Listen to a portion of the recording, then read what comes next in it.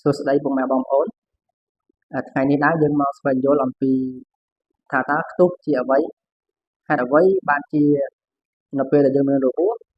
ក៏ជាខ្ទុះហើយឈឺចុកចាប់កាន់តែខ្លាំងឧទាហរណ៍ថានៅពេលដែលយើងដើរទៅប៉ះនៅរបស់មុតស្រួចហើយមានរបួស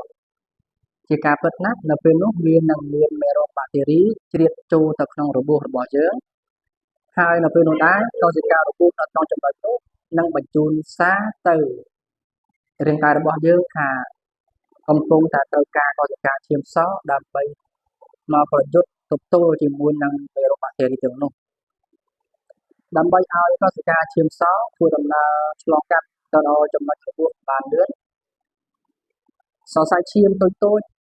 ឆ្មាឬហៅថា capillary នឹងធ្វើការពង្រីកទំហំដើម្បីឲ្យកោសិកាឈាមសឆ្លងកាត់ទៅដល់កន្លែងរបួសនោះបានរហ័សនេះហើយដែលយើងសង្កេតឃើញថាពេលដែលយើងមានរបួសមានដំបៅវានឹងមានការហើរផងហើយឈឺចុកចាប់បន្ទាប់មកកោសិកាឈាមសក៏ធ្វើការប្រយុទ្ធទប់ទល់ជាមួយនឹងមេរោគបាក់តេរីនោះរួចហើយ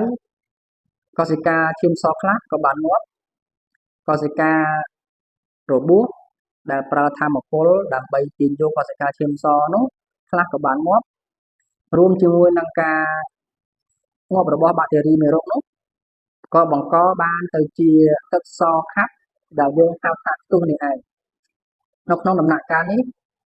ប្រសិនបើយើងមិនជួយខ្ទុះនោះចេញទេទឹកខ្ទុះនេះវានឹងធ្វើឲ្យមានការរលាកកាន់តែខ្លាំងនៅបរិវេណរបួសនិងបង្កការឈឺចាប់កាន់តែខ្លាំងដូចនេះយើងត្រូវការសម្អាត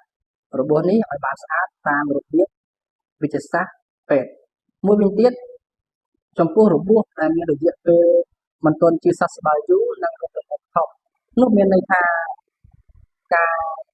ជ្រៀតចូលរបស់មេរោគបាក់តេរីក៏មានបរិមាណច្រើនហើយការប្រើប្រាស់កោសិកាឈាមសរបស់រាងកាយយើងដើម្បីកម្ចាត់មេរោគនោះក៏មានបរិមាណច្រើនដូច្នេះកោសិកា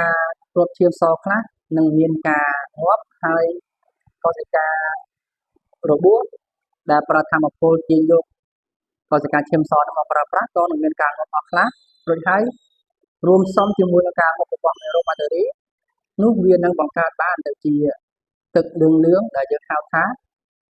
ទឹករងៃបាទនេះក៏ត្រូវការសម្អាតតាមវិទ្យាសាស្ត្រពេទ្យដែរបានស្អាតបាទ